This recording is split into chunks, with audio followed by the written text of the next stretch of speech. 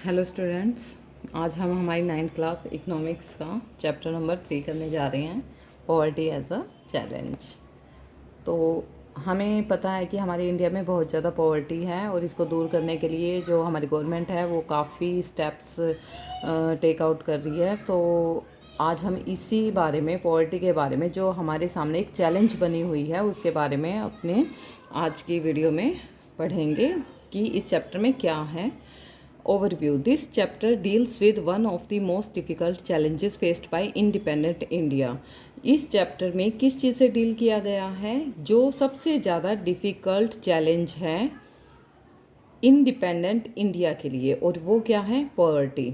After discussing this multi dimensional problem, जब हम इस मल्टी डायमेंशनल प्रॉब्लम को डिस्कस करते हैं थ्रू एग्जाम्पल, किसके थ्रू? एग्जाम्पल्स के थ्रू।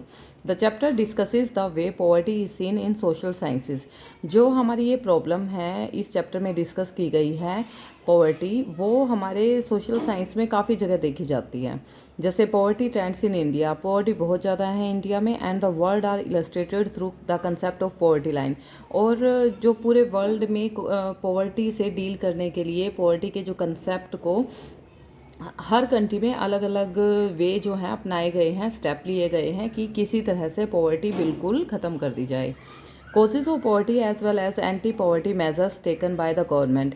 ये जो पॉवर्टी के कोजेज होते हैं वो as well as anti poverty measures, जो एंटी पॉवर्टी मेजर्स हैं वो टेकन किए गए हैं गवर्नमेंट के थ्रू, जैसे कि डिस्कस किए जाते हैं। The chapter ends with broadening the official concept of poverty into human poverty. जो चैप्टर हैं इसमें सारे जो पॉवर्टी के ऑफिशियल कंसेप्ट हैं वो पूरा आपको बताए गए हैं कि क्या क्या कंसेप्ट हैं, क्या क्या मतलब गवर्नमेंट जो है वो स्टेप्स ले रही है पॉवर्टी को दूर करने के लिए। तो ये सारे कंसेप्ट इस चैप्टर में आपको बताए गए हैं। तो अब हमारी इंट्रोडक्शन आ रही है इसमें। In our daily life we come across many people who we think are poor. हम अपनी डेली लाइफ में बहुत सारे पुअर को देखते हैं जो पुअर पीपल हैं। They could be landless labourers in villages और पीपल। वे उनके पास ज़मीन भी नहीं है, वो विलेज में भी हो सकते हैं, वो लेबर भी हो सकते हैं, या कोई भी जो भी काम करते हैं जिनकी जो इनकम है वो बहुत कम है, वो अपनी जो डेली खाने पीने का वो भी अच्छे से अरेंज नहीं कर पाते, वो हमारे पुअर लाइन में आते हैं। तो they could be landless labour हो सकते हैं इन विलेज और people living in overcrowded झुग्गीज इन सिटी। जो जैसे दिल्ली जैसी सिटी है या मुंबई जैसी सिटी है, वो कहाँ झुग्गी वगैरह में रहते हैं, तो वो पॉवर्टी लाइन में आते हैं। They could B daily veg worker eight construction sites और चाइल्ड वर्कर्स। वो कैसे हो सकते हैं? वो डेली वेज वाले वर्कर भी हो सकते हैं, वो कंस्ट्रक्शन साइट पे जैसे काम करते हैं, वो चाइल्ड वर्कर्स भी हो सकते हैं जो कि ढाबाज वगैरह में काम करते हैं। They could also be beggars with children in tatters. वो बेगर्स भी हो सकते हैं बच्चों के साथ, जो जैसे आपने देखा होगा बच्चों के साथ कई लेडीज़ हैं वो भीख भी मांगते हैं, ठीक है। तो वो भी पॉवर्टी लाइन से बिलो होते हैं, इसलिए उनको भी पॉवर्टी लाइन में ही माना जाता है। We see poverty all around us. अब हर तरफ हमें पॉवर्टी ही दिखाई दे रही है, पुअर पीपल ही दिखाई दे रहे हैं। In fact every fourth person in India is poor. India में हर जो फोर्थ पर्सन है वो पुअर है। दिस मीन्स रफली 270 मिलियन और 27 crore people in India live in poverty. 2011 और 12 में जो मेज़र किया गया उसमें जो 27 करोड़ पीपल हैं वो पॉवर्टी लाइन में आते हैं। This also means that India has the largest single concentration of the poor in the world. तो इसका मतलब ये है कि वर्ल्ड में सबसे ज़्यादा पुअर जो मेज़र किए गए हैं वो इंडिया में हैं। This illustrates the seriousness of the challenge. और ये बहुत ज़्यादा सीरियस चैलेंज है इंडिया के लिए। Two typical cases of poverty. Urban case, 33 year old Ram Saran works. अब ये हमें एक एक्टिविटी के थ्रू बताया जाएगा कि किस तरह से पॉवर्टी के बारे में बताया जाएगा। जैसे अर्बन केस के बारे में बताया गया है। 33 year old Ram Saran 33-year-old Ram Saran works as a daily wage labourer in a wheat flour mill near Ranchi in Jharkhand. अब 33 ईयर का एक मैन है राम सरन जिसका नाम है, वो कहाँ काम करता है? वो झारखंड में रांची के पास एक फ्लोर मिल है, व्हीट फ्लोर मिल, वहाँ पे डेली वेज पे काम करता है as a labourer. He manages to earn around rupees 1500 a month when he finds employment. उसको सिर्फ मंथ में 1500 रुपीज़ मिलते हैं, विच इज़ नॉट ऑफन। और ये 1500 तो बहुत ज़्यादा कम है। The money is not enough to sustain his family of 6 that includes his wife and 4 children aged between 12 years to 6 month। अब जो उसकी फैमिली में मेंबर्स हैं, 6 मेंबर्स हैं, जो उसकी वो है, उसकी वाइफ है और 4 चिल्ड्रन हैं, between age between 12 years to 6 month उनकी एज है।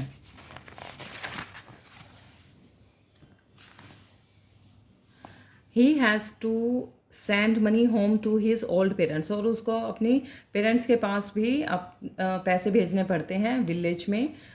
Who live in a village near Ramgarh. Ramgarh के पास उसका विलेज है, वहाँ पर अपने माँ बाप के पास, अपने पेरेंट्स के पास वो पैसे भी भेजता है। His father is a landless labourer. उसके फादर जो है वो लैंडलेस लेबरर हैं, उसके फादर भी लेबर हैं। तो डिपेंड्स ऑन रामसरन, और वो रामसरन के ऊपर डिपेंड करते हैं। And his brother who lives in Hazaribagh. और उसका जो ब्रदर है वो हजारीबाग में रहता है for sustenance. Ramsaran lives in a 1 room rented house. अब रामसरन का एक 1 रूम का रेंटेड हाउस है इन a crowded basti in the outskirts of the city. City के बाहर की तरफ बस्ती है, वहाँ पर रेंट में 1 रूम ले रखा है उसने और वहाँ पर रहता है। It's a temporary shack built of bricks and clay tiles. ये मिट्टी और ईंटों से बना हुआ है, टेम्परेरी है, परमानेंट वो भी नहीं है। His wife Shanta Devi works as a part time maid in a few houses and manage to earn another ₹100। और उसकी वाइफ जो है शांता देवी, वो भी पार्ट टाइम काम करती है, कुछ घरों में जाती है और वहाँ पे घरों का काम करती है और 800 रुपये उसको मिलते हैं। They manage a meagre meal of dal and rice twice a day. सिर्फ 2 बार उनको खाना मिलता है और उसमें दाल और राइस ही होते हैं। But theirs never enough for all of them. और वो सबके लिए इनफ नहीं है। His elder son works as a helper in a tea shop to supplement the family income and earns another ₹300। और उसका जो बड़ा बेटा है वो एक टी शॉप में एज अ हेल्पर काम करता है, जो फैमिली की इनकम में थोड़ी सी हेल्प हो जाती है, और उसको 300 रुपये मिलते हैं। While his 10-year-old daughter takes care of the younger siblings. अब उसकी माँ भी काम पे जाती है, पापा भी काम पे जाते हैं और बड़ा भाई भी काम पे जाता है, तो बहन है वो छोटे भाई बहनों की देखभाल करती है। None of the children go to school. उनमें से कोई भी बच्चा स्कूल नहीं जाता। They have only 2 pairs of hand me down clothes each. उनके पास सिर्फ 2 ही जोड़े कपड़े हैं कि एक को डालते हैं, दूसरे को साफ क्लीन कर लेते हैं। New ones are bought only when the old clothes become unwearable. जब नए कपड़े उनको तभी मिलते हैं जब पुराने बिल्कुल फटी हालत में हो जाते हैं, बिल्कुल पहनने लायक नहीं रहते। Shoes are a luxury. और शूज़ तो उनके लिए बहुत ज़्यादा लग्जरी हैं, उनको कुछ पैरों में पहनने के लिए नहीं मिलता। The younger kids are undernourished. अब जो छोटे बच्चे हैं वो अंडर नरिश्ड है, मतलब उनको अच्छे से खाना भी नहीं मिल पाता। They have no access to health care when they fall ill. और जब वो बीमार हो जाते हैं तो प्रॉपर हेल्थ केयर भी उनको नहीं मिलती। अब रूरल केस के बारे में हमें बताया जा रहा है।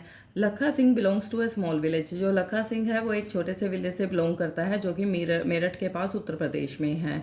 His family does not own any land. उसकी फैमिली के पास कोई भी लैंड नहीं है। So they do odd jobs for the big farmers. इसलिए वो बड़े बड़े फार्मर्स के पास जॉब करते हैं। Work is erratic and so is income. जो काम किया उतना ही उनको इनकम मिल गई। At times they get paid ₹50 for a hard day's work. पूरा दिन काम करके उनको सिर्फ 50 रुपये मिलते हैं।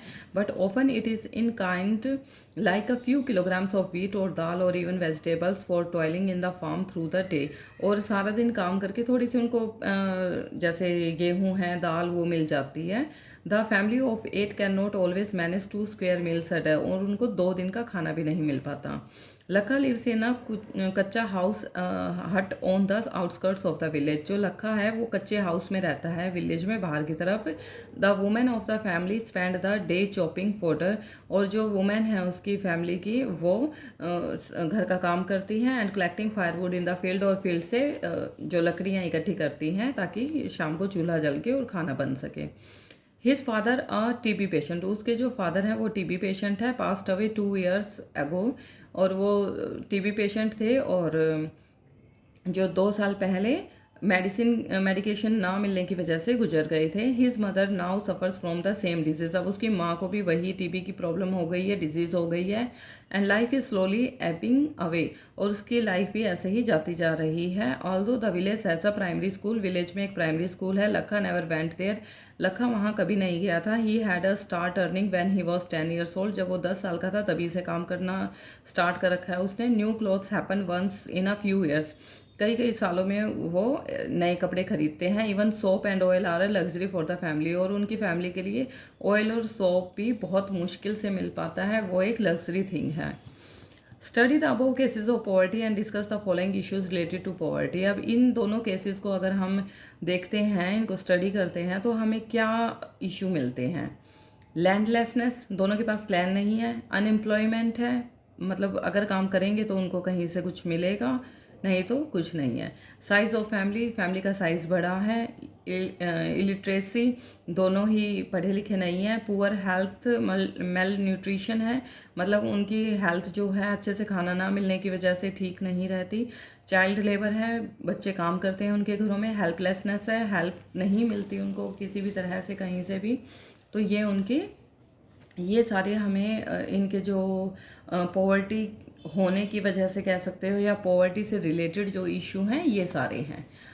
अब जो आगे हैं, these two typical cases illustrate many dimensions of poverty. अब ये दोनों केसेस हमने देखे हैं, ये पॉवर्टी के डायमेंशन हैं। They show that poverty means hunger and lack of shelter. यहाँ से हमें ये पता चलता है कि जो पॉवर्टी है उसका मतलब क्या है। हंगर है, और जिसके पास रहने के लिए मकान नहीं है, खाने के लिए खाना नहीं है, इसका मतलब वो पॉवर्टी में जी रहे हैं। It is also a situation in which parents are not able to send their children to school, or a situation where sick people cannot afford treatment. इसका मतलब ये है कि ऐसी सिचुएशन हो जाती है उनके पास, जो पेरेंट्स हैं वो अपने बच्चों को स्कूल में नहीं भेज सकते, जो बीमार हैं उनको वो अपने इलाज के लिए ट्रीटमेंट अफोर्ड नहीं कर सकते। Poverty also means lack of clean water. Poverty का मतलब है उनके पास क्लीन वाटर भी नहीं है पीने के लिए, सैनिटेशन फैसिलिटी भी नहीं है।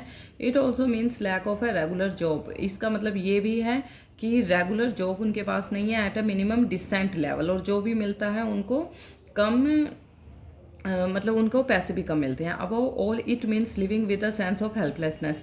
इसका मतलब है उनको हेल्प नहीं मिल रही है कहीं से भी। Poor people are in a situation in which they are ill treated at almost every place.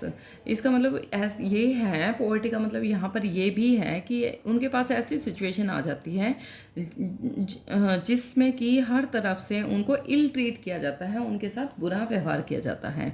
In farms, factories, government office, hospital, railway station etcetera, हर जगह है। Obviously nobody would like to live in poverty. कोई भी नहीं जीना चाहता गरीबी में। कौन गरीब बनना चाहता है? कोई भी नहीं। One of the biggest challenges of independent India has been to bring millions of its people out of abject poverty. बहुत सारे बहुत बड़े बड़े चैलेंजेस हैं इंडिपेंडेंट इंडिया के पास, जिसमें जिनको उनमें से एक है poverty. Mahatma Gandhi always insisted that India would be truly independent only when the poorest of its people become free of human suffering. Mahatma Gandhi ने इंसिस्ट भी किया था, हमेशा इंसिस्ट करते रहते थे कि जो हमारा इंडिया है, जब ट्रूली इंडिपेंडेंट, सच में तब इंडिपेंडेंट, तब स्वतंत्र होगा जब यहाँ से जो गरीबी है वो हट जाएगी। Poverty as seen by social scientists. Since poverty has many faces, social scientist look at it through a variety of indicators. अब जो पॉवर्टी है उसके बहुत सारे फेस हैं, जैसे सोशल साइंटिस्ट लुक करते हैं, देखते हैं कि इसमें बहुत सारे इंडिकेटर्स हैं, बहुत तरह के इंडिकेटर हैं। Usually the indicators use related to the levels of income and consumption. मतलब सबसे पहला इंडिकेटर हम ये ले सकते हैं कि जो इनकम लेवल क्या है और उसको कंजप्शन लेवल कितना है। मतलब अगर मेरे फैमिली में 4 लोग हैं या 6 लोग हैं, कितना तो मैं इनकम कर रहा हूँ और कितना मुझे कंजप्ट करने के लिए, मुझे मेरे खर्चे के लिए चाहिए पैसे। ठीक है, अगर मैं अपनी फैमिली की नीड पूरी नहीं कर पा रहा हूँ, तो इसका मतलब मैं पुअर हूँ, मैं पुअरेस्ट पॉवर्टी लाइन में हूँ। But now poverty is looked through other social indicator. लेकिन आजकल पॉवर्टी को दूसरे सोशल इंडिकेटर के थ्रू देखा जा रहा है, like literacy level, lack of general resistance due to malnutrition, lack of access to health care, lack of job opportunities, lack of access to safe drinking water, sanitation etcetera.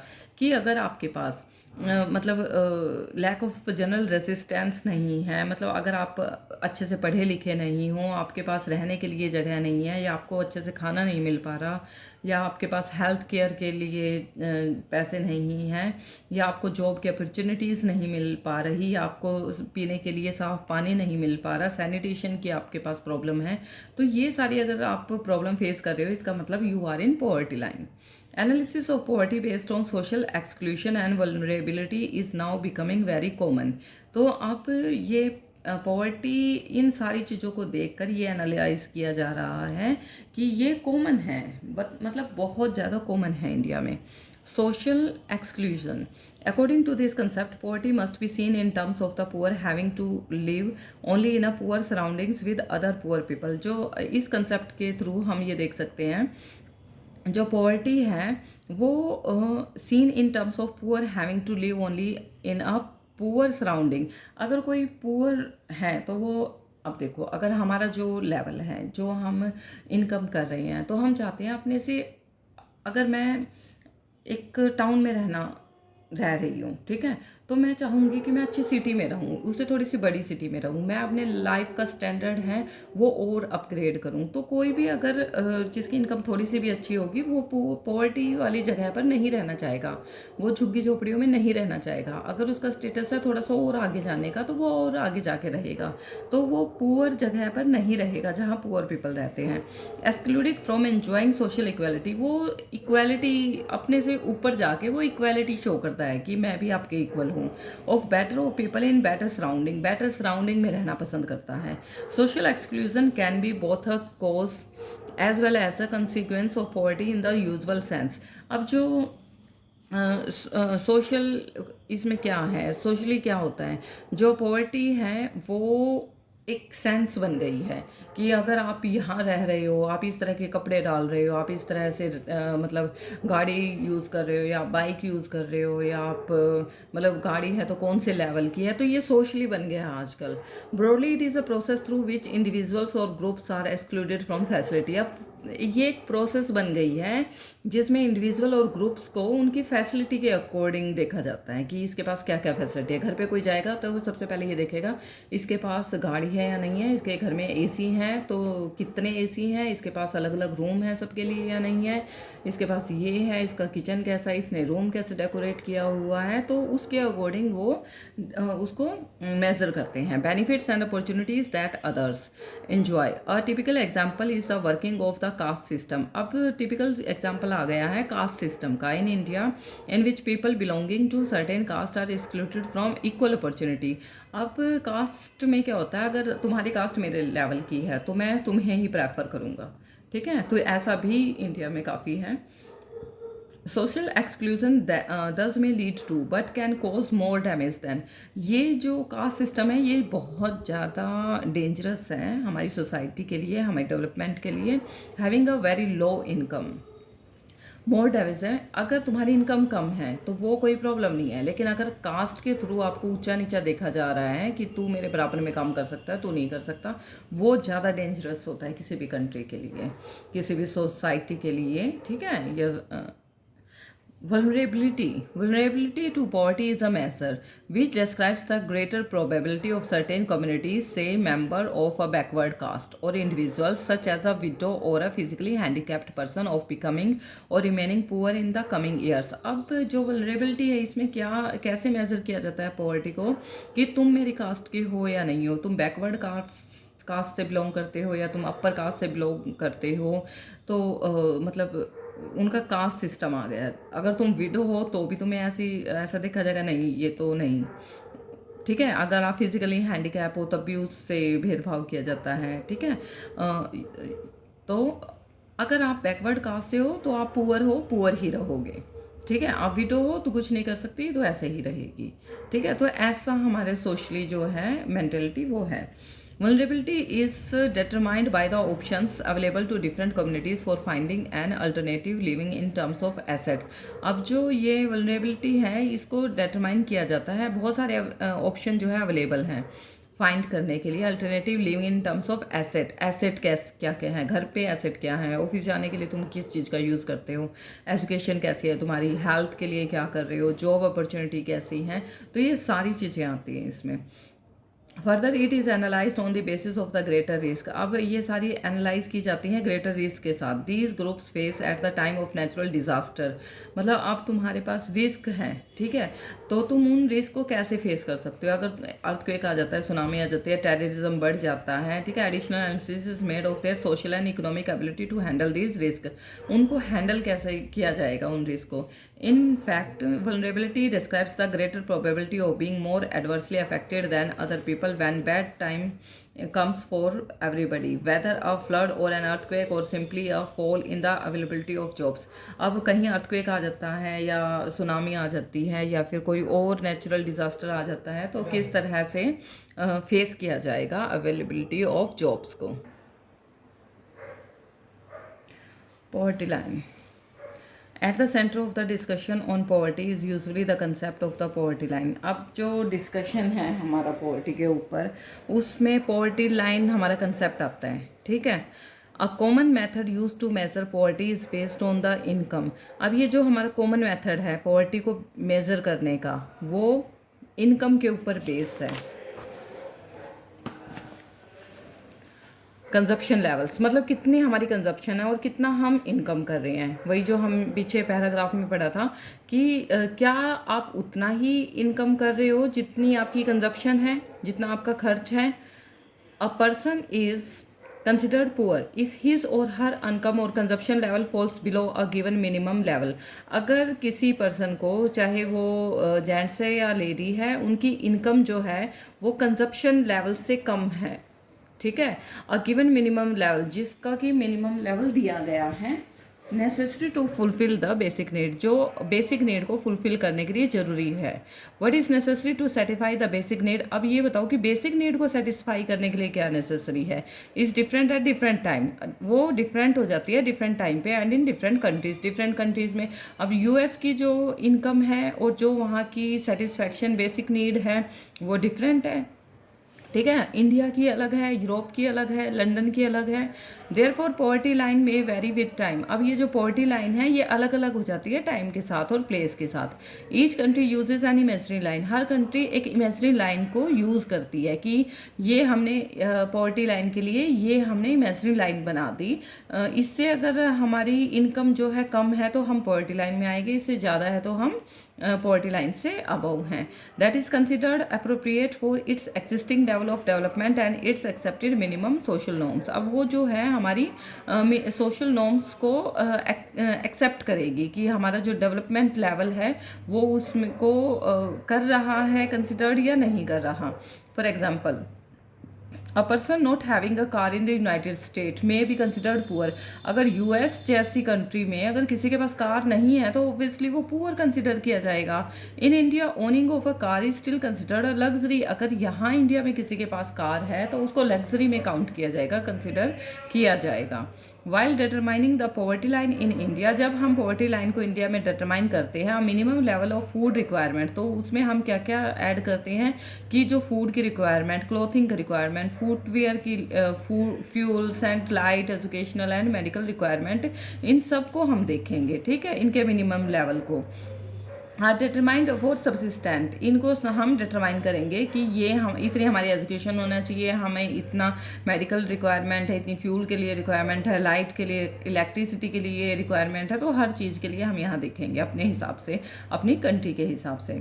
These physical quantities are multiplied by their prices in rupees. अब ये जो हमारी physical quantity होंगी ये multiply की जाएंगे हमारी rupees से, ठीक है, रुपीज़ में देखी जाएगी। The present formula for food requirement while estimating the poverty line is based on the desired calorie requirement. अब जैसे फूड की अगर हमारा फॉर्मूला है फूड रिक्वायरमेंट के लिए, तो वो कैसे एस्टिमेट किया जाएगा कि ये पॉवर्टी लाइन से अबव है या बिलो है, तो उसमें कैलोरी देखेंगे कि इस फूड में कितनी कैलोरी है, रिक्वायरमेंट कितनी है कैलोरी की। Food items such as cereals, pulses, vegetable, milk, oil, sugar etcetera, इन सब में देखेंगे कि किस में कितनी कैलोरी है और कितनी उसको रिक्वायरमेंट है काम करने वाले को। अब कोई फिजिकल काम करता होगा उसको ज़्यादा कैलोरी की ज़रूरत है, जो मेंटली वर्क ज़्यादा करता है, फिजिकली कम करता है, उसको कम कैलोरी की ज़रूरत है। तो उसके अकॉर्डिंग हम फूड की रिक्वायरमेंट को देखेंगे और उसको मेजर करेंगे। The calorie needs vary depending on age. अब एज के ऊपर भी डिपेंड करता है। अब जो एज ज़्यादा हो गई है तो उसको कम कैलोरी की ज़रूरत होती है। जिसकी एज बिल्कुल अच्छी है, 20 से 25 साल 30 साल है, उसको ज़्यादा कैलोरी की ज़रूरत पड़ती है। सेक्स एंड मतलब मेल है या फीमेल है, ठीक है, तो उसके ऊपर भी डिपेंड करती है calorie. And the type of work क्या है, फिजिकली है या मेंटली है, दैट अ पर्सन डज, जो कि कोई काम करता है। The accepted average calorie requirement in India is 2400 calorie per person per day in rural areas. अब रूरल एरियाज में एक पर्सन के लिए 2400 कैलोरी की रिक्वायरमेंट होती है पूरे दिन के लिए। And 2100 calorie per person per day in urban area. और अर्बन एरिया को 300 कैलोरी की कम ज़रूरत होती है, वहाँ पर 2100 कैलोरी की रिक्वायरमेंट होती है फूड में।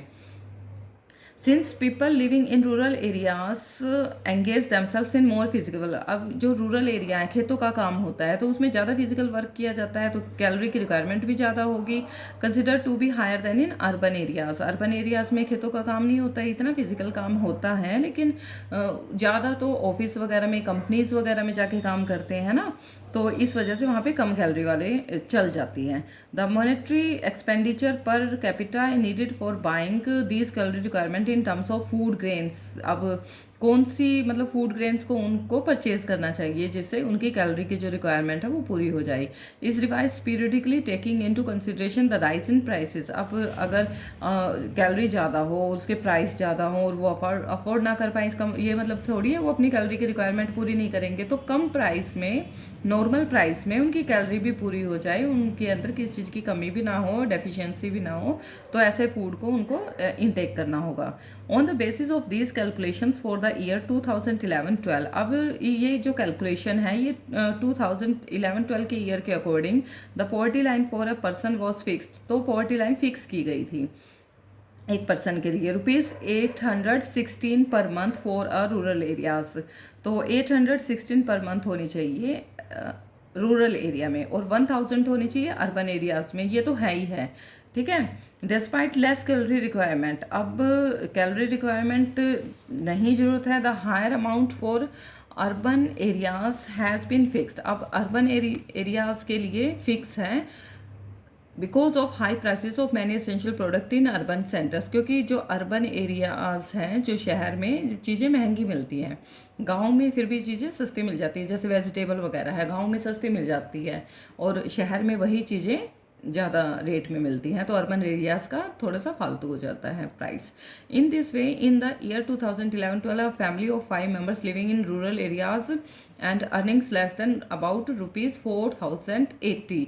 रूरल एरियाज में जो 5 मेंबर की अगर फैमिली है, वहाँ पे 1 पर्सन के लिए बोला था, यहाँ 5 मेंबर्स के लिए बोल रहे हैं, तो कम से कम अगर 4080 पर मंथ की होनी चाहिए। अगर इससे नीचे है, बिलो द पॉवर्टी लाइन।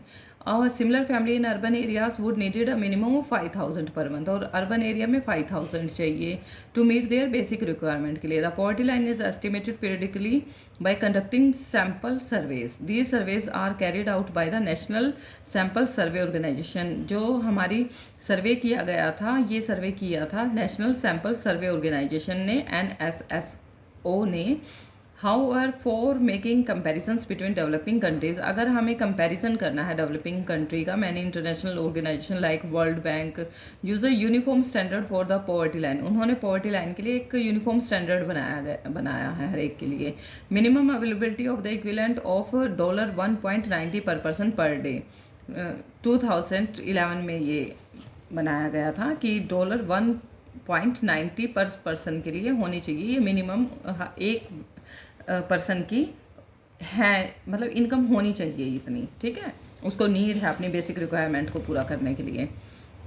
तो इसमें हमारा जो डिस्कस करना है, तो फर्स्ट क्वेश्चन है why do different countries use different poverty line.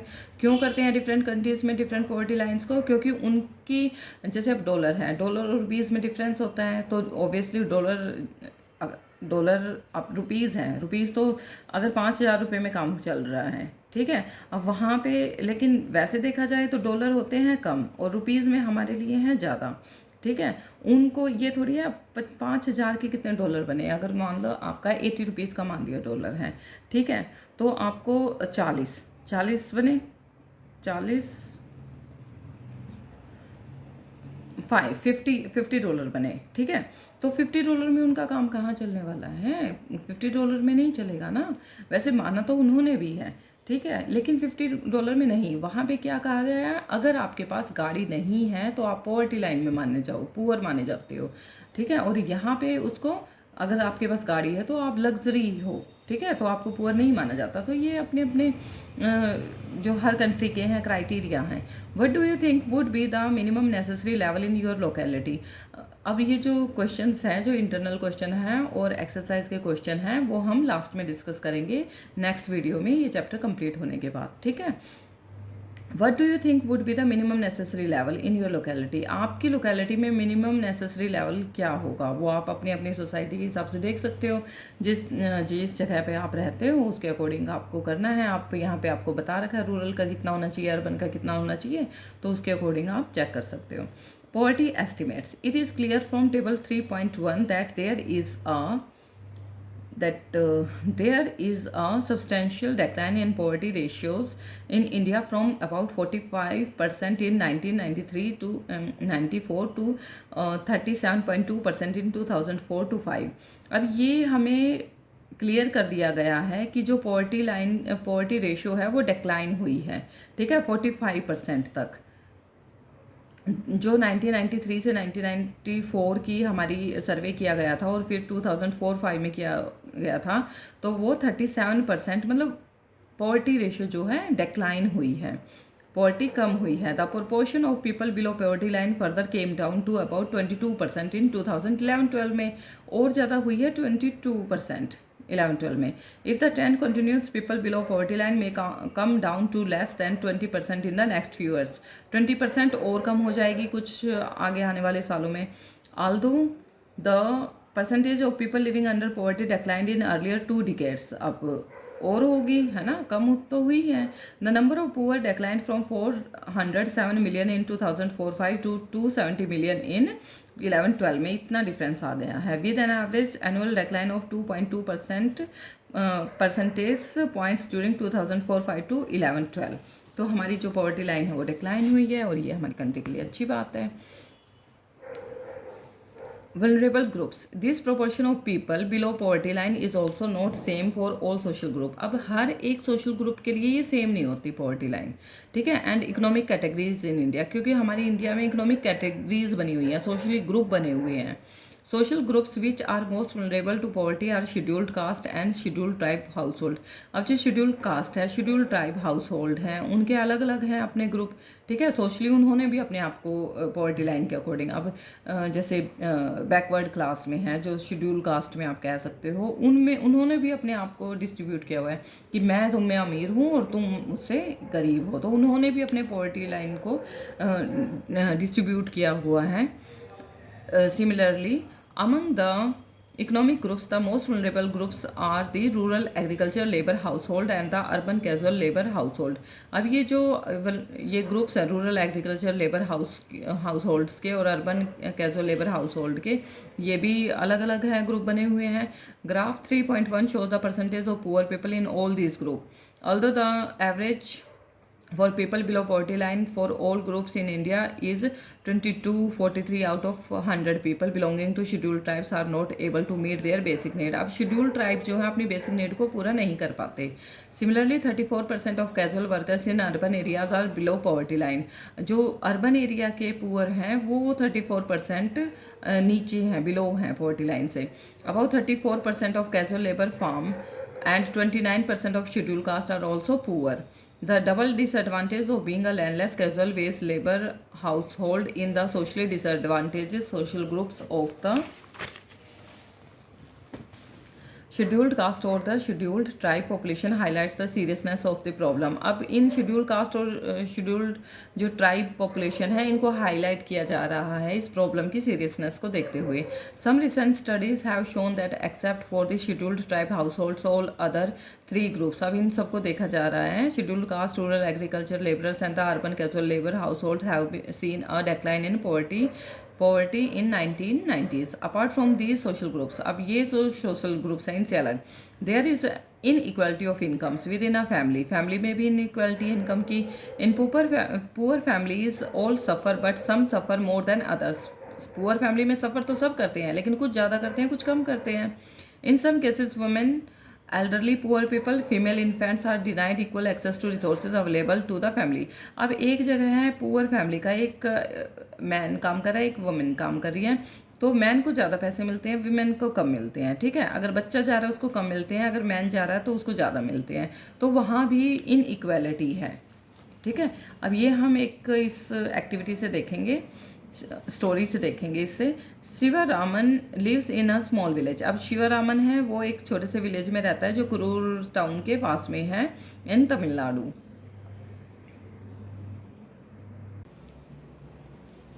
तो अब हम ये स्टोरी जैसे हमने स्टार्ट की थी स्टोरी ऑफ शिवरामन की। Shivaraman lives in a small village. जो शिवरामन था एक छोटे से विलेज में रहता था near Karur town in Tamil Nadu के एक छोटे से विलेज में। तो Karur is famous for its handloom. और करूर जो टाउन था वो किस लिए फेमस था? हैंडलूम के लिए एंड पावरलूम फैब्रिक्स के लिए। There are 100 families in the village. उस विलेज में 100 फैमिलीज थी। शिवरामन एंड आर्यन था थियर, मतलब उसको कोबलर बोलते हैं, ये उनकी लैंग्वेज में है, उसको कोबलर था वो। By caste now works as an agricultural labourer. लेकिन बाय कास्ट जो था वो कोबलर था, मोची था, और लेकिन काम वो क्या करने लगा? एग्रीकल्चरल लेबरर का। ₹160 पर डे के उसके 160 रुपीज़ मिलते थे। But that's only for 5 to 6 month in year. लेकिन ये काम कितने दिनों के लिए होता था? 5-6 मंथ के लिए पूरे साल में। At other times he does odd jobs in the town. His wife Shashikala too works with him. फिर बाकी टाउन में जो भी ओड जॉब होती थी, कभी कुछ कर लिया कभी कुछ कर लिया, ऐसे काम करता था। और उसकी वाइफ जो शशिकला थी वो भी उसके साथ काम करती थी।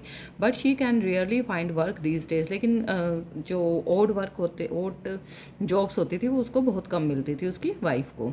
And even if she does she paid ₹100 per day for the same work that Sivaraman does. लेकिन अगर जैसे एग्रीकल्चर लेबर का वो काम वो करती थी, जो रेगुलर काम होता था, तो उसको सिर्फ 100 रुपीज़ पर डे मिलते थे उस सेम काम के लिए जो शिवरामन करता था। शिवरामन को 160 मिलते थे और उसकी वाइफ को 100 मिलते थे। There are 8 members in the family. और उनकी फैमिली में 8 मेंबर्स थे। Sivaraman 65 years old widowed mother is ill. Sivaraman की एक 65 ईयर्स ओल्ड विडो मदर थी जो कि बीमार रहती थी। Needs to be help with her daily chores. और उसकी फिर भी वो बीमार होने के बाद भी घर के काम में, क्योंकि वो उसकी जो वाइफ थी शशिकला वो तो बाहर काम करने के लिए चली जाती थी, तो पीछे से काम कौन करेगा? तो उसकी बीमार माँ को ही काम करना पड़ता था। तो he has a 25 years old unmarried sister. और शिवरामन की 25 ईयर्स ओल्ड अनमेरिड सिस्टर भी थी। And 4 children aged between 1 to 16 year. और उसके 4 बच्चे थे शिवरामन के, वो 1 साल से 16 साल के बीच में उनकी एज थी। 3 ऑफ देम आर गर्ल्स। 3 तो गर्ल्स थी। The youngest is son. और सबसे छोटा उसका बेटा था। None of the girls go to school. कोई भी बच्ची स्कूल नहीं जाती थी। Buying books and other things for school going girl is a luxury he cannot afford. और लड़कियों के लिए खासकर स्कूल जाना बहुत ही लग्जरी थिंग माना जाता था, वो अफोर्ड नहीं कर सकते थे। Also he has to get them married at some point of time, so he doesn't want to spend on their education now. क्योंकि अगर वो उनके एजुकेशन पे स्पेंड कर देता तो उनकी मैरिज में क्या देता। His mother has lost interest in life and is just waiting to die someday. तो उसकी मदर, मतलब अब बिल्कुल इंटरेस्ट उसकी मदर का ख़त्म हो गया था, क्योंकि बीमारी परेशान कर रही है, ऊपर से पैसे नहीं है घर में दवाई लाने के, ऊपर से फिर काम भी करना पड़ रहा है बीमारी में। तो उसकी मदर का जो इंटरेस्ट था लाइफ से वो बिल्कुल ख़त्म हो गया था और वो मरने का इंतजार कर रही थी। His sister and elder daughter take care of the household work. और उसकी जो सिस्टर थी और उसकी जो बेटी थी, बड़ी बेटी थी, वो घर के काम में अपनी दादी की हेल्प, माँ और दादी जो भी लगती है उनकी हेल्प करती थी। Shivaraman plans to send his son to school when he comes of age. Shivaraman अपने बेटे को स्कूल भेजना चाहता था जब वो उसकी एज हो जाए स्कूल भेजने लायक, 3 4 5 ईयर्स जो भी है। His unmarried sister does not get along with his wife. उसकी जो अनमेरिड सिस्टर थी वो शिवारमन की वाइफ के साथ काम करने के लिए नहीं जाती थी। Shashikala finds her a burden but Shivaraman can not find a suitable groom due to lack of money. Shashikala को अब उसकी बहन जो थी बोझ लगती थी, लेकिन शिवारमन को कोई अच्छा लड़का नहीं मिला था जो कम पैसों में शादी कर सके, तो इसलिए वो शादी नहीं कर पा रहा था उसकी। Although the family has difficulty in arranging 2 meals a day. और उसकी फैमिली को तो 2 वक्त का खाना भी अच्छे से अरेंज नहीं हो पाता था। Shivaraman manage to buy milk once in a while but only for his son. Shivaraman manage करता था एक टाइम दूध खरीदने के लिए अपने बेटे के लिए, और वो भी उनके लिए अफोर्ड करना मुश्किल हो जाता था। Interstate disparities. Poverty in India also has another aspect or dimension. Interstate disparities. Poverty in India also has another aspect or dimension. अब इंडिया में जो पॉवर्टी है इसके अलग अलग एस्पेक्ट्स हैं, अलग अलग डायमेंशन हैं। The proportion of poor people is not the same in every state. Her state में जो पुअर पीपल है उनका डायमेंशन अलग है, प्रोपोर्शन अलग है। Although state level poverty has witnessed a secular decline from the level of early 70s। अब जो पॉवर्टी का लेवल है अब डिक्लाइन होता जा रहा है 70s से मुकाबले। अब the success rate of reducing poverty varies from state to state. लेकिन ये पॉवर्टी जो है वो भी स्टेट टू स्टेट वेरीज हो रही है, मतलब अलग अलग उनकी प्रोपोर्शन है। Recent estimate show while the all India head count ratio was 21.9% in 2011-12, states like Madhya Pradesh में Assam, Uttar Pradesh, Bihar and Orissa had above all India poverty level. जो आपको स्टेट बताए गए हैं इनमें 21.9% जो रेशियो है वो एस्टिमेट लगा है कि अभी भी इसमें पॉवर्टी है, इतने percent. As the graph 3.2 shows Bihar and Orissa continue be the 2 poorest state. Orissa और बिहार जो हैं सबसे पुअरेस्ट स्टेट माने गए हैं with poverty ratio of 33.7 and 32.6% respectively. Along with rural poverty urban poverty is also high in Odisha, Madhya Pradesh, Bihar and Uttar Pradesh. इनमें रूरल और urban दोनों ही पॉवर्टी है ओडिशा, मध्य प्रदेश, बिहार और उत्तर प्रदेश में। In comparison there has been a significant decline in poverty in Kerala, Maharashtra, Andhra Pradesh, Tamil Nadu, Gujarat and West Bengal. अब ये comparison में थोड़ा सा डिक्लाइन पॉवर्टी जो है डिक्लाइन हुई है, कम हुई है। कौन कौन से स्टेट में? केरला, महाराष्ट्र, आंध्र प्रदेश, तमिलनाडु, गुजरात और वेस्ट बंगाल में। States like Punjab and Haryana have traditionally succeeded in reducing poverty with the help of high agriculture growth rates. क्योंकि हरियाणा और पंजाब में जो एग्रीकल्चर है वो ग्रोथ रेट बहुत ज़्यादा है, तो इस वजह से वहाँ पे पॉवर्टी जल्दी डिक्लाइन हो गई है। Kerala has focused more on human resource development. Kerala में ह्यूमन रिसोर्स डेवलपमेंट की गई है। In West Bengal land reforms measures have helped in reducing poverty. West Bengal में अब लैंड्स को रिफॉर्म कर दिया गया है, क्योंकि वेस्ट बंगाल में वो जो नील की खेती जिसको हम कहते हैं उससे लैंड जो है ख़राब हो गई थी, इस वजह से अब लैंड को रिफॉर्म कर दिया गया है, जिससे वहाँ भी पॉवर्टी रिड्यूस हुई है। In Andhra Pradesh and Tamil Nadu, public distribution of food grains could have been responsible for the improvement. अब आंध्र प्रदेश और तमिलनाडु में फूड जो ग्रेन्स है उसकी डिस्ट्रीब्यूशन ज़्यादा की गई है, जिससे उसके अंदर भी इम्प्रूवमेंट आई है, तमिलनाडु और आंध्र प्रदेश के अंदर भी। Global poverty scenario, the proportion of people in developing countries living in extreme economic poverty defined by the World Bank as living on less than $1.90 per day। अब जो प्रोपोर्शन है डेवलपिंग कंट्रीज़ में वो ज़्यादा है, ठीक है। गरीबी का जो पॉवर्टी है, पॉवर्टी का जो प्रोपोर्शन है वो डेवलपिंग कंट्रीज़ में ज़्यादा है, और वर्ल्ड बैंक ने इसको डिफ़ाइन किया है $1.90 पर डे के हिसाब से। Has fallen from 30% in 1990 to 10.68% in 2013। वो डिक्लाइन हुआ है poverty level. Although there has been a substantial reduction in global poverty में भी रिडक्शन आई है, पूरे वर्ल्ड की पॉवर्टी में भी रिडक्शन आई है, कमी आई है। It is marked with great regional differences. अब रीजनल डिफरेंस की वजह से भी अलग अलग जो प्रोपोर्शन है अलग अलग है, ठीक है। कहीं पर ज़्यादा पॉवर्टी कम हुई है, कहीं पर कम पॉवर्टी कम हुई है, तो ये प्रोपोर्शन अलग अलग है अकॉर्डिंग टू रीजनल डिफरेंस की वजह से। Poverty declined substantially in China and south east Asian countries as a result of rapid economic growth. अब चाइना जैसी कंट्रीज़ में रैपिड इकोनॉमिक ग्रोथ हुई है, बहुत जल्दी ग्रोथ हुई है। And massive investments in human resource development. Number of poor in China has come down from 88.3% in 1981 to 14.7% in 2008 and to 1.9% in 2003। मतलब इतनी ज़्यादा डेक्लाइन हुई है पॉवर्टी चाइना में कि वो अब 2013 तक 1.9% हो गई। In the countries of south Asia, India, Pakistan, Sri Lanka, Nepal, Bangladesh, Bhutan, the decline has also been rapid. इनमें भी थोड़ा सा रैपिड है, लेकिन चाइना में ज़्यादा जल्दी डेक्लाइन हुई है।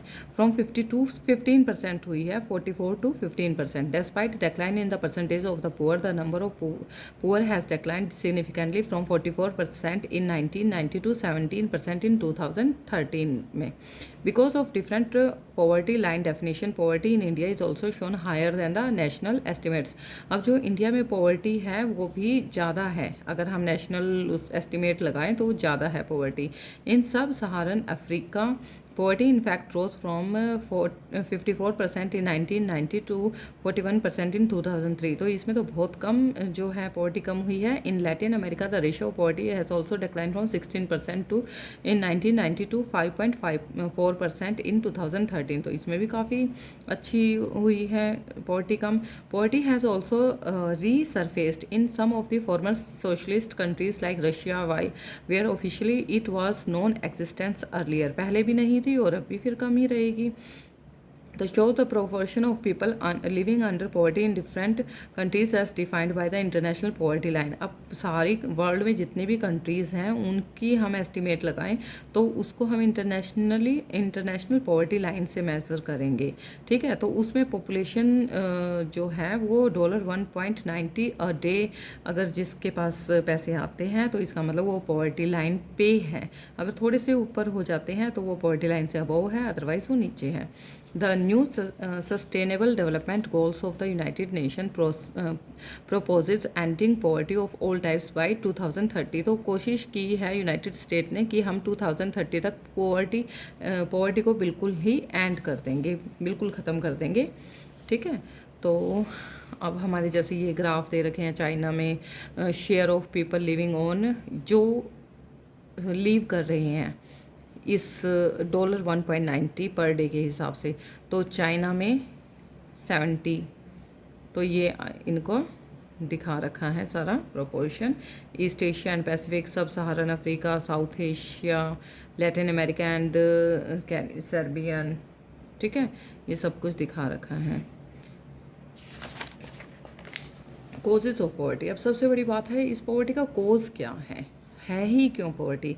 There were a number of causes for the widespread poverty in India. India में बहुत ज़्यादा पॉवर्टी है। One historical reason is low level of economic development under the British colonial administration.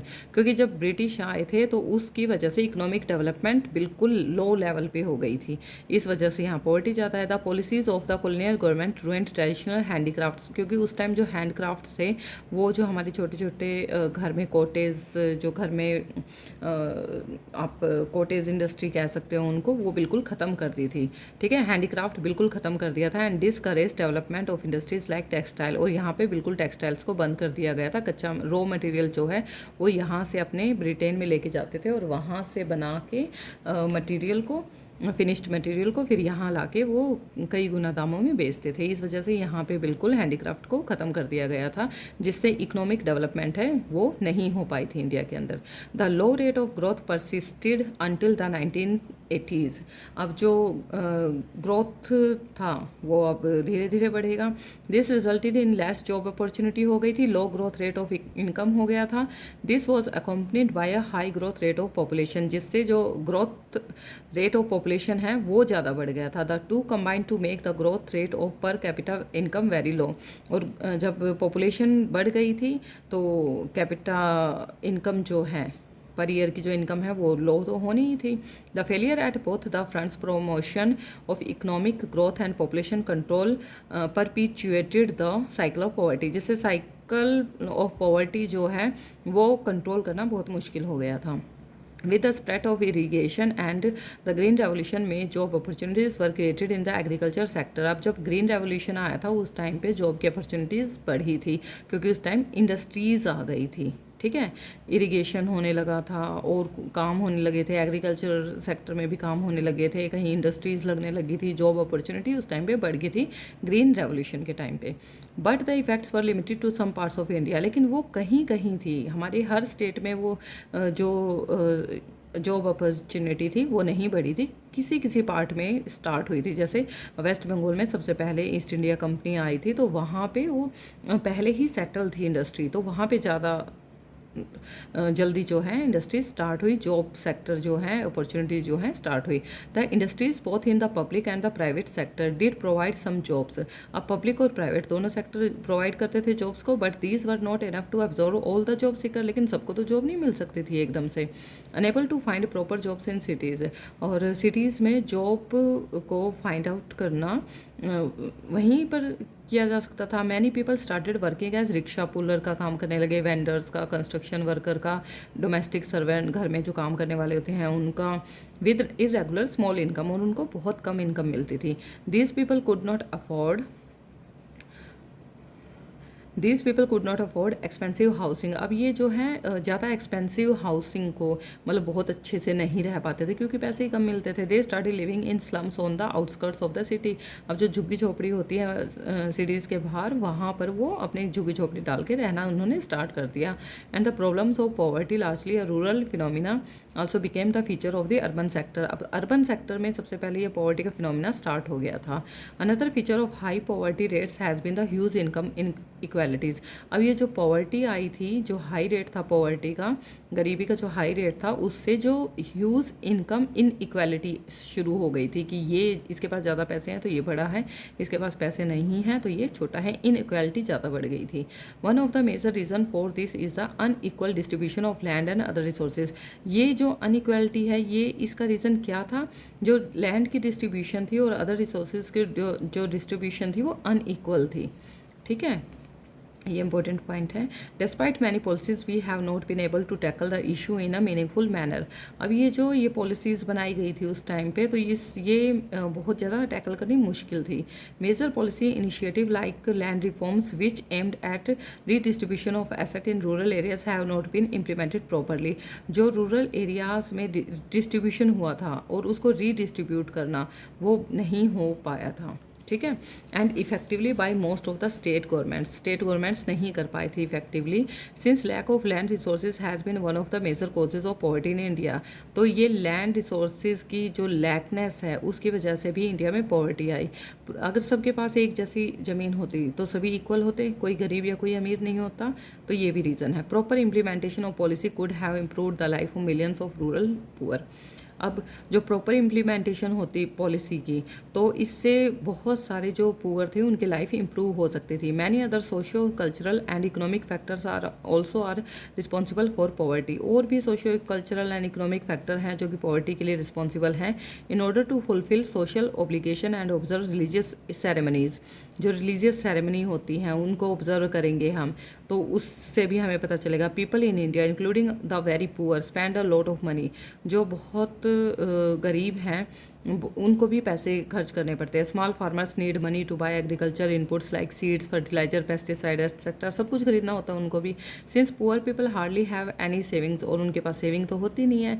They borrow unable to repay because of poverty, और अगर वो loan ले लेते हैं तो उनको रीपे करना मुश्किल हो जाता है पॉवर्टी की वजह से, क्योंकि गरीब ही इतने हैं, कैसे दें वापस इंटरेस्ट लगा के।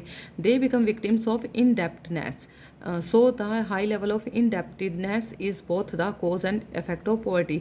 इसकी वजह से भी, ठीक है, जो उन्होंने बोरो किया है और उनको रीपे नहीं कर पाए हैं, इनडेप्टेडनेस में फंस गए हैं वो, तो उसकी वजह से भी पॉवर्टी कोज है, उसका इफ़ेक्ट किया है। एंटी पॉवर्टी मेजर्स क्या हैं? अब पॉवर्टी के एंटी मेजर बताने हैं।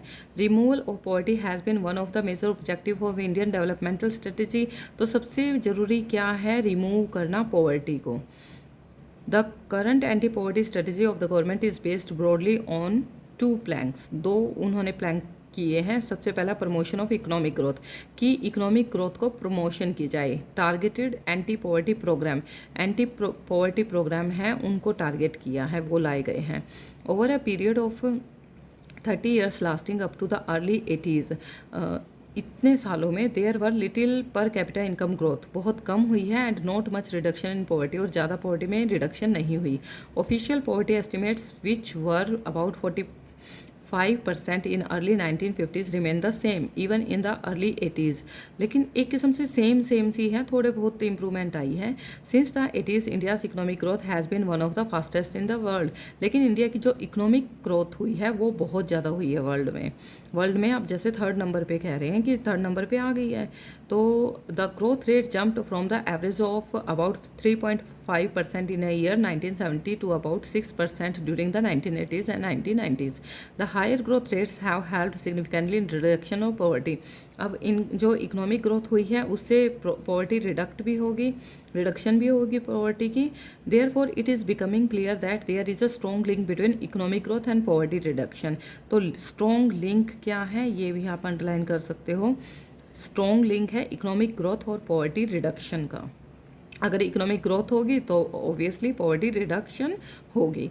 Economic growth widens opportunities and, क्योंकि इकोनॉमिक ग्रोथ से हमें अपॉर्चुनिटी मिलेंगी, and provide the resources needed to invest in human development, उससे हम इन्वेस्ट कर पाएंगे ह्यूमन डेवलपमेंट पे। दिस ऑल्सो एनकरेज पीपल, जिससे जो पीपल हैं वो एनकरेज होंगे to send their children including the girl child, अपने बच्चों को स्कूल्स में वो भेज सकेंगे, गर्ल चाइल्ड भी जा सकेंगे। पहले गर्ल चाइल्ड को नहीं भेजते थे, सिर्फ बॉय को भेजते थे। जैसे आपने शिवरमन की में सोचा कि 3 जो लड़कियां हैं उनको स्कूल में नहीं भेजता था, लेकिन जब उसका बेटा हो जाएगा स्कूल जाने लायक तो उसको भेज देगा।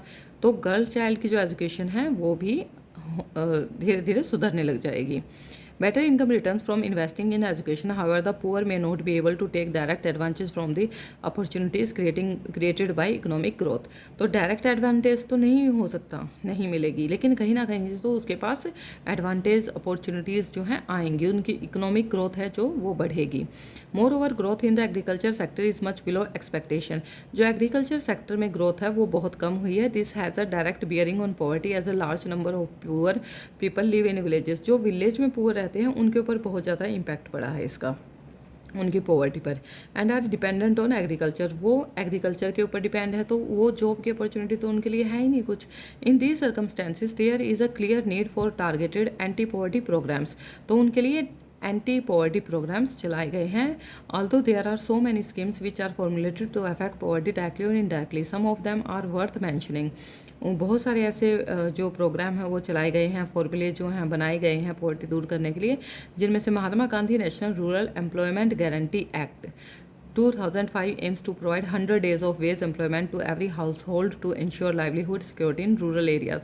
मतलब 100 डेज़ का ऐसा वेज एम्प्लॉयमेंट प्रोग्राम चलाया है जिससे उनको रूरल एरियाज़ में लाइवलीहुड मिले, उनको सिक्योरिटी हो लाइवलीहुड की 100 डेज़ की।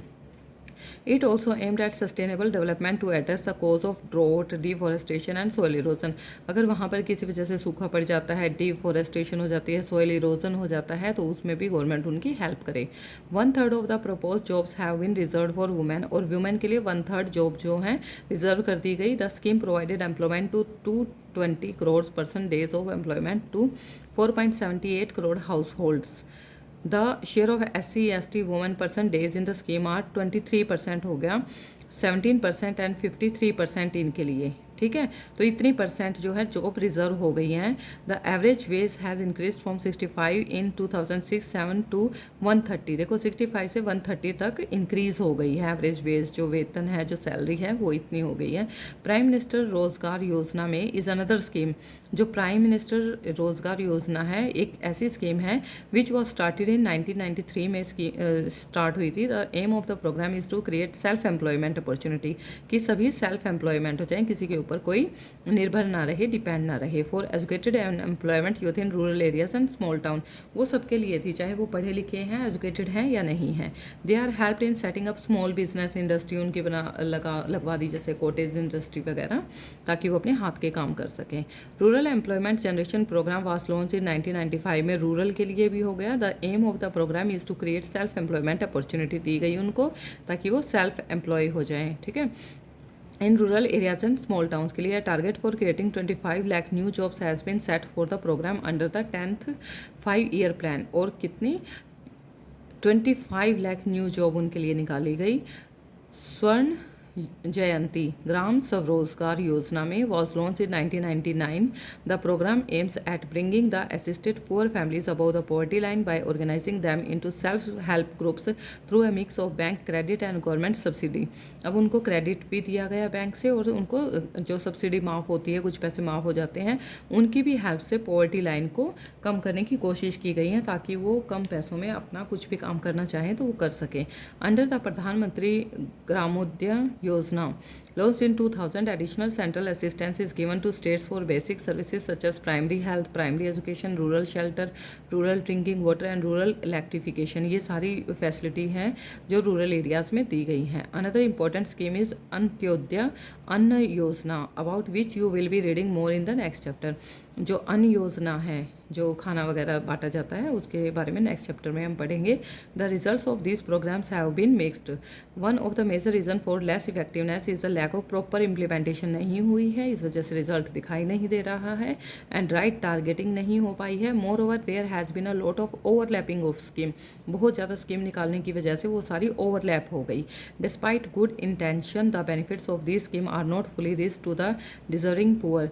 ये इतनी ज़्यादा एकदम से स्कीम निकालने के बाद जो डिज़र्विंग पुअर थे उन तक ये स्कीम जो है, उनके बेनिफिट जो हैं वो नहीं पहुंच पाए। Therefore the major emphasis in recent years is on proper monitoring of all the poverty alleviation programs. अब इनके ऊपर प्रॉपर मॉनिटरिंग की जा रही है, जिससे जो ओरिजिनल में पुअर हैं उनको अच्छे से सारे बेनिफिट मिले। ठीक है, डिजर्विंग जो पुअर है उनको सारे बेनिफिट मिले इन प्रोग्राम्स के। The challenge ahead, poverty has certainly declined in India. अब पॉवर्टी जो है कम होती जा रही है इंडिया में भी, but despite the progress poverty reduction remains India's most compelling challenge. लेकिन फिर भी इंडिया के लिए पॉवर्टी बहुत ज़्यादा कंपेलिंग चैलेंज है।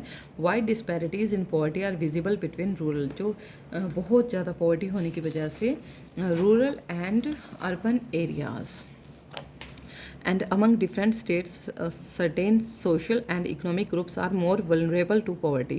Poverty reduction is expected to make better progress in the next 10 to 15 years. अब next to 10 to 15 years में poverty reduct होगी, काफ़ी अच्छी progress बता रहे हैं कि होने जा रही है। This would be possible mainly due to higher economic growth की वजह से होगा, और ऐसा increasing stress on universal free elementary education, free education जो दी जा रही है, डिक्लाइनिंग पॉपुलेशन ग्रोथ कम हो रही है, increasing empowerment of the women, empowerment increase हो रही है, वुमेन बहुत ज़्यादा जॉब करने लगी हैं, and the economically weaker sections of the society, और जो सोसाइटी के वीकर सेक्शन हैं उनको भी ग्रो किया जा रहा है। The official definition of poverty however captures only a limited part of what poverty really means to people. जो पॉवर्टी का ऑफिशियल डेफिनेशन क्या है कि जो लिमिटेड पार्ट है पॉवर्टी का, ठीक है, जो मेन पॉवर्टी वाले पुअर पीपल हैं उनको कैप्चर करना और उनको ग्रो करवाना। It is about a minimum subsistence level of living rather than a reasonable level of living. उनको मिनिमम लेवल से ले जाकर रीजनेबल लेवल तक पहुंचाना। Many scholars advocate that we must broaden the concept into human poverty. अब जो बहुत सारे स्कॉलर्स जो हैं वो ये कह रहे हैं कि उनके ह्यूमन पॉवर्टी के कंसेप्ट को ब्रॉड किया जाए। A large number of people may have been able to feed themselves, वो अपने आप ही काम करना चाहते हैं, but do they have education, लेकिन उनके पास एजुकेशन होगी तभी, शेल्टर होगा और हेल्थ केयर होगी, जॉब सिक्योरिटी होगी, सेल्फ कॉन्फिडेंस होगा। Are they free from caste and gender discrimination, क्या वो उनके साथ कास्ट का या जेंडर का डिस्क्रिमिनेशन नहीं किया जाएगा। Is the practice of child labour still common, child labour जो है उसकी जो प्रैक्टिस है वो क्या कॉमन रहेगी, क्या अभी भी रहेगी। Worldwide experience shows that with development the definition of what constitutes poverty also changes. Eradication of poverty is always a moving target है ये, पॉवर्टी को इरेडिकेट करना। Hopefully we will be able to provide the minimum necessary in terms of only income to all people by the end of the next decade. अब जितने भी necessary terms हैं income के लिए सभी लोगों के, तो वो नेक्स्ट डिकेड की एंड तक हो सकता है कि मिनिमम हो जाए। The bigger challenge that still remain providing health care, जो बिग चैलेंज है हेल्थ केयर प्रोवाइड करना, एजुकेशन प्रोवाइड करनी हर एक को, जॉब सिक्योरिटी देना, अचीविंग जेंडर इक्वालिटी देनी, डिग्निटी फॉर द पुअर को भी डिग्निटी देनी, रिस्पेक्ट देनी, this will be even bigger task. ये बहुत बड़े जो टास्क हैं वो हैं, और इसके लिए जो गवर्नमेंट है अपने पूरे जो स्टेप्स हैं वो टेक कर रही है, प्रोग्राम्स वो लॉन्च कर रही है बार बार कि किसी तरह से पॉवर्टी को बिल्कुल एंड कर दिया जाए 2030 तक। तो स्टूडेंट्स, ये हमारा चैप्टर 3 जो पॉवर्टी एज अ चैलेंज है वो हमारा कंप्लीट हो गया है। इसके क्वेश्चन आंसर हम नेक्स्ट वीडियो में करेंगे। So please like share and subscribe my channel. Thank you all.